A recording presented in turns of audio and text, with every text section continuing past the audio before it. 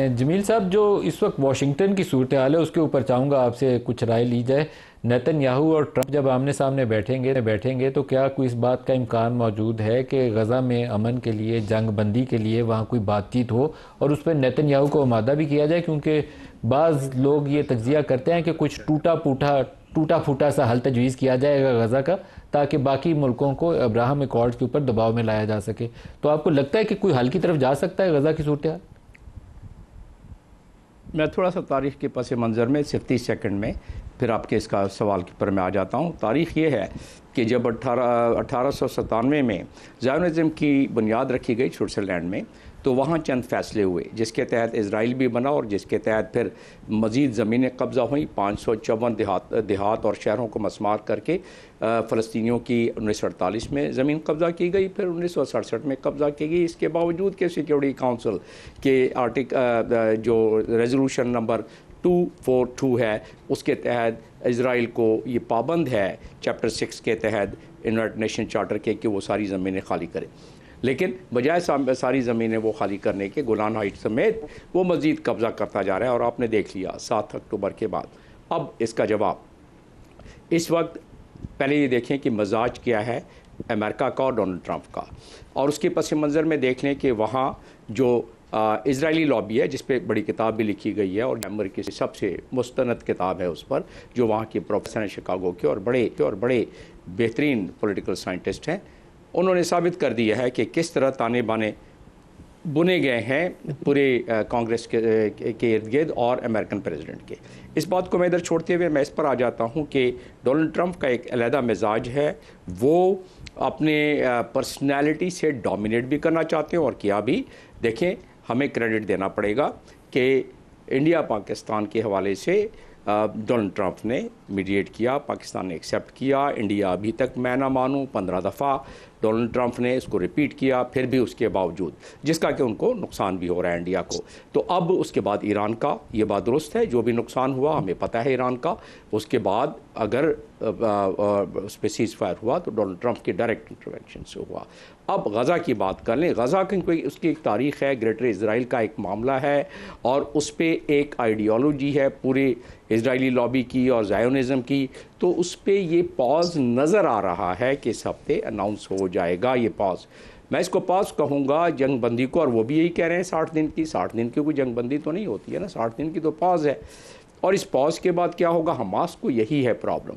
Hamas यही कह रहा है कि अगर जंगबंदी कर रहे हो तो कोई तो एश्योरेंस दो कि इस जंगबंदी के बाद, इस सीज़ फायर के बाद आप हमें कोई परमानेंट हल के तरफ लेके जाओगे, डायलॉग शुरू करोगे। वो इसकी भी गारंटी दे रहे हैं। वो कह रहे हैं कि आपने जो मक्तल गाहें खोल रखी हैं फूड डिस्ट्रीब्यूशन पॉइंट पर, जहां गूगल क्लाउड के ज़रिए, आर्टिफिशियल इंटेलिजेंस के ज़रिए लोगों की मैपिंग करके उनको टारगेट किया जा रहा है। एक एक दिन में 600 आदमी जो दाल और चावल लेने के लिए लाइन में लगे होते हैं उनको मार दिया जाता है। इसका कोई मकसद तो होगा ना। आफ्टर ऑल लोगों को भूख प्यास से मारा जा रहा है। लोग वहाँ फैमन के वहाँ कहत पड़ना शुरू हो गया है, वबाएँ फैल गई हैं। इन तमाम चीज़ों का कोई तो मकसद होगा और मकसद दिया हुआ है। अगर बयानात देख लें आप नेतन्याहू के और इवन डोनाल्ड ट्रंप के कि गज़ा की पट्टी को क्या करना चाहते हैं, और उसके बयानात की रोशनी में अगर देख लें तो उन्होंने सहरा को, सेनाए सहरा को कहा था कि खाली थोड़ा सा कर दो। इजिप्ट पहले उसने नहीं माना, फिर सऊदी अरब को कहा, जॉर्डन को कहा। उन्होंने रिलक्टेंटली कुछ बात की होगी, बहरहाल नहीं माने अब तक। तो उसके बाद अब वो इस नहज पर पहुंचा दिया है। डोनाल्ड ट्रंप खुद कहते हैं कि भाई वो रहने के काबिल ही नहीं है बेगज़ा। तो उसमें से आखिर में जाके वही होगा। अब ये पॉज जो है उस पर 10 जो बाकी ज़िंदा हॉस्टेजेस हैं उसको छुड़वा लेंगे। उसका पूरा एक रोड मैप दे दिया गया है 3 फेज़ में कि किस तरह होगा। पैलेस्टीनियन प्रिजनर्स को भी छोड़ दिया जाएगा, जो आगे मंजरनामा नज़र आ रहा है। और उसके बाद फिर जो मकसद है, जो कि 1897 से जिस मकसद को हासिल किया जा रहा है, बतदरीज हासिल किया जा रहा है और खूब हासिल किया जा रहा है। इसके बावजूद कि OIC के चार्टर के 14वें पैराग्राफ में और उसके बाद 18वें आर्टिकल में सिर्फ पैलेस्टीन का काज दिया हुआ है, पैलेस्टाइन का काज दिया हुआ है। लेकिन उसकी जो इस मामले में परफॉर्मेंस, हालांकि पाकिस्तान की बड़ी भारी भरकम उसमें आवाज़ शामिल रही है with in international legal framework, और उसके बावजूद बावजूद उसका अगर जो कर सकते थे कुछ नहीं किया, जो कि उनको अक़वाम मुत्तहिदा के चार्टर आर्टिकल चैप्टर 8 के तहत जब वो फॉर्म की गई OIC जिस तरह के बाकी रीजनल ऑर्गेनाइजेशन, तो उसके फॉर्म होते ही उनको कुछ हकूक़ थे, उन हकूक़ का भी इस्तेमाल नहीं किया गया। तो फिर ऐसे में पाकिस्तान की भारी भरकम आवाज़ जो कायदे आज़म के से शुरू हुई और अब तक शुरू है वो तो जारी है, लेकिन बाकी लोग जो हैं जो गिरदो नवा के तो कुछ करें। ये मालूम होता है कि इस हफ्ते बहरहाल पॉज आ जाएगा, फिर उसके बाद क्या होगा ज़ाहिर है कि इजराइल तो नहीं मानेगा, उसने दोबारा वही हरकत करनी है जो वो बतदरीज दानियाल साहब से पूछते हैं। दानियाल साहब, ये जो जंग बंदी है गज़ा वाली, इस 2-3 चीज़ें इसके साथ खुलनी है आगे। ये अब ट्रंप की आज उसके साथ प्रेस टॉक होगी तो पता चलेगा कि वहाँ से ऑफिशियल स्टेटमेंट क्या आता है। एक तो स्ट्रेटेजिक पॉज कह लें जिसकी तरफ ये जमील साहब इशारा कर रहे हैं 60 रोज़ का, लेकिन वो टूटा फूटा उन्हें गज़ा का हल भी देना ताकि उसके बाद सऊदी अरब है उसकी तरफ जाएँ, बाकी मुस्लिम दुनिया की तरफ जाएँ और उन्हें इब्राहिम अकॉर्ड्स के ऊपर दबाव में लाएँ। जो पिछली दफ़ा भी कोशिश की थी उन्होंने, मामला दरमियान में रह गया था, वो दोबारा वहीं से शुरू करना चाहते हैं, तो पाकिस्तान के ऊपर भी दबाव आ सकता है। दानियाल साहब क्या करना चाहिए? नदीम मलिक साहब, जो इसमें सबसे अटमोस्ट इम्पॉर्टेंट चीज़ है और जिसको आप कह दें वो न्यूक्लियस है इन तमाम चीज़ों की, वो है Abraham Accord, the existence of Israel and the existence of what they believe should be there. इसमें अब जो बड़ा अनफॉर्चुनेट है, हमारे कुछ मुस्लिम ममालिक हैं या मतलब आई डोंट वांट टू से इट वो, लेकिन जिन्होंने एक्सेप्ट किया और उनकी एग्जिस्टेंस को एक्सेप्ट किया। अब मेन मसला ये है कि वो अपने आप को लेजिटिमेट कराना चाहते हैं और उनको लेजिटिमेसी मिलती है ताकतवर मुसलमान मुल्क जो हैं उनकी एग्जिस्टेंस को और उनके ऑन ग्राउंड होने को एक्सेप्ट करें। उसमें ये जो गिरदोनवा के उनके ममालिक हैं जो जिनको जब दिल करता है वो आप देखते हैं कि वो मारते हैं और फिर चुप होके बैठ जाते हैं, फिर मारते हैं और फिर चुप होके बैठ जाते हैं, जो उस तरह रिटेलिएट नहीं कर सकते। लेकिन उन्हें स्लोली एंड ग्रेजुअली अपना हदफ अपने रीजन में पूरा किया। वो इराक़ देख लें, वो आप इसके लिबिया, लेबनान जो इर्द गिर्द में सारी जो अब तो आपको जितनी भी अरब स्प्रिंग की जो रूट्स मिलती हैं तो उसमें आपको नज़र आएगा कि उसमें इनका कितना बड़ा रोल रहा है and how those governments were topple. Pakistan की पॉलिसी क्या होगी कि इनके देखें तो अब इसके बाद पाकिस्तान के ऊपर जो मेन इनका फोकस है वो यही है कि उस अकॉर्ड को एक्सेप्ट करवाया जाए, उस अकॉर्ड की तरफ लेके जाया जाए। लेकिन देखें जी, जो मुल्क ला इलाहा इल्लल्लाह मुहम्मद रसूलुल्लाह के नाम पर बना हो, जो इस्लाम के नाम पर बना हो, उसमें इस टॉपिक के ऊपर बैठ कर निगोशिएट या आगे बैठना भी उनके लिए गवारा नहीं है। हमारे आर्म फोर्सेस, हमारी गवर्नमेंट और जो हमारे जितने इदारे हैं वो इस चीज़ के ऊपर बड़े क्लियर हैं कि ये हमारे ईमान का हिस्सा है और अपने लोगों को प्रोटेक्ट करना भी, और we would rather give our lives fighting for it.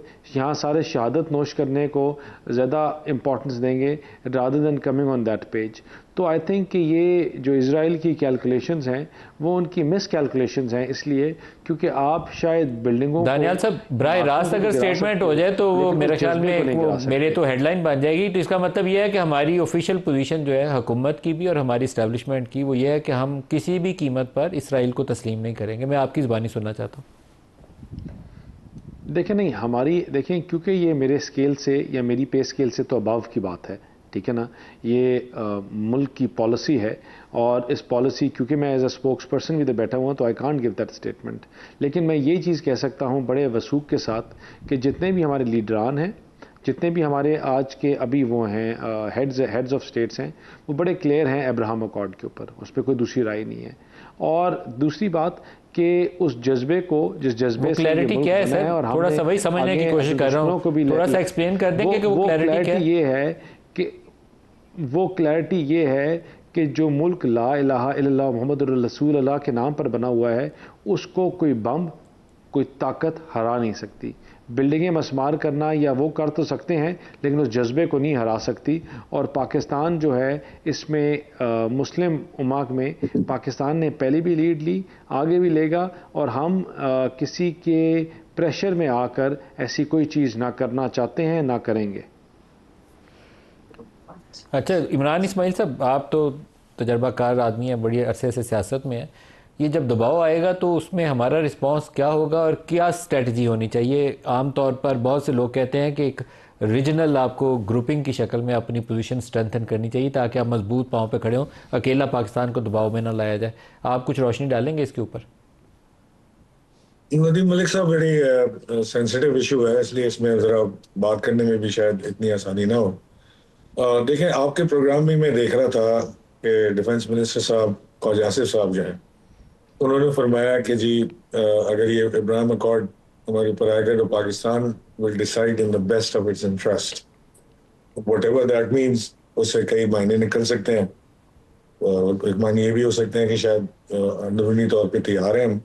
एक मायने ये भी हो सकते हैं कि पाकिस्तान अपने इंटरेस्ट को देखते हुए उसको रिफ्यूज़ करेगा, अपनी कौम के इंटरेस्ट को देखते हुए रिफ्यूज़ करेगा। आई डोंट नो, तो इसके ऊपर कोई कमेंट करना या कोई चीज़ नहीं, लेकिन मुझे वो उनका जुमला एक याद है और शायद आने वाले वक्त में वो दोहराया भी जाए।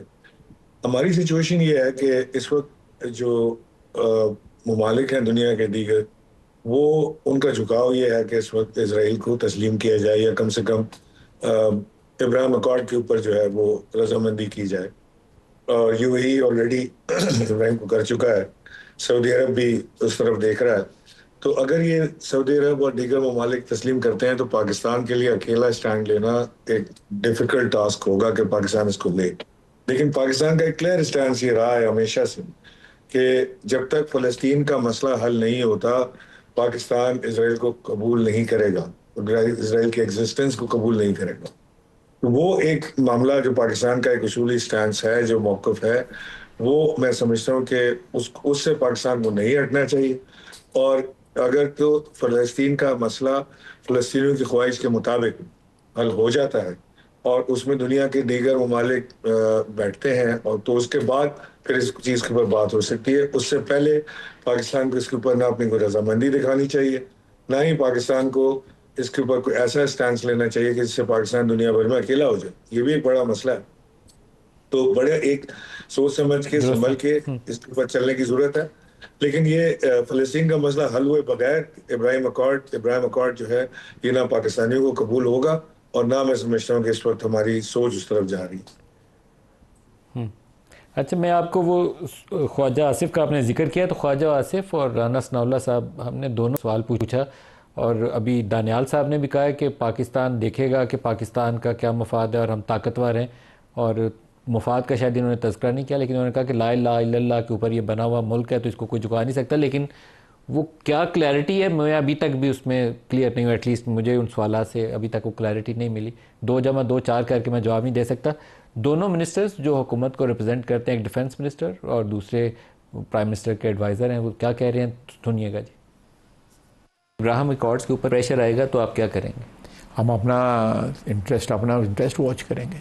इस सिचुएशन से अगर हम इसमें तमाशाई बने और स्पेक्टेटर बने और उसमें प्लेयर ना बने तो उससे बहुत बड़ी गलती होगी। आप प्लेयर बनने जा रहे हैं? प्लेयर हम हैं इस वक्त। उसके ऊपर आपने कोई ब्रेनस्टॉर्मिंग की है इंटरनेट? नहीं, वो ब्रेनस्टॉर्मिंग डेफिनेटली जो है कॉन्टिन्यूसली हो रही है इस चीज़ के ऊपर। राना सनाउल्लाह साहब, ये जो मामला इब्राहिम अकॉर्ड्स का है, इसके ऊपर आपकी क्या राय है, कैसे आगे बढ़ना चाहिए? अरब ममालिक इस मामले में वो को फैसला करते हैं तो पाकिस्तान को उस फैसले के साथ जाना चाहिए। जमील साहब, आप दोनों बयान आपने देखे, आप इसको कैसे तजिया करेंगे? इनका क्या मतलब है? वो मफाद कौमी क्या है हमारा? देखिए, पहले तो उसको ये समझना बड़ा ज़रूरी है कि डिप्लोमेसी जो है एक डायनामिक मामला होता है, जो बदलते तनाजुर में आपकी फ़ॉरेन पॉलिसी भी तब्दील हो रही होती है।